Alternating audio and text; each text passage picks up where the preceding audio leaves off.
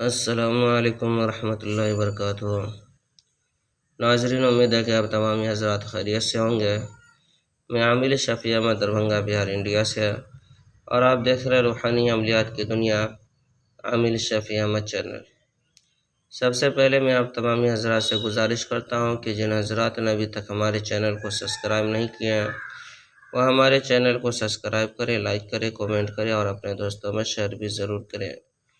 नाज़रीन, आज हम आपसे बात करने वाले हैं दुश्मन पर फतह व कामयाबी हासिल करने के अमल के बारे में। अगर कोई शख्स चाहता हो कि वो दुश्मन के ऊपर फतह व कामयाबी हासिल करे, तो फिर जो है कि आप जो स्क्रीन पर नक्श देख रहे हैं, इस नक्श को लिख करके अपने जो है कि बाजू पर बांध लेना है, या फिर जो है कि अपने टोपी में भी रख सकते हैं, या फिर जो है कि औरत है तो बाल चोटी के अंदर भी रख सकती है। इंशाअल्लाह ताला उल अज़ीज़ चंद दिन के अंदर जो है कि आपको फ़तह नसीब होगी और जो है कि आप दुश्मन पर फ़तह हासिल कर पाएंगे और आपको कामयाबी मिलेगी, इज़्ज़त भी मिलेगी। नाज़रीन, यह नक्श बहुत पावरफुल और आज़मुदा नक्श है।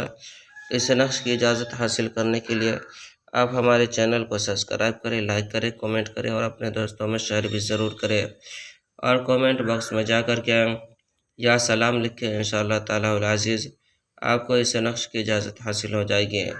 नाज़रीन, हमारे यहाँ पुराना से पुराना शहर जादू जिन्नात का इलाज किया जाता है। दुकान और मकान कारोबार की बंदिशें की जाती है, जायज़ मोहब्बत के रिश्ते जोड़े जाते हैं, नाजायज़ ताल्लुकात ख़त्म किया जाता है।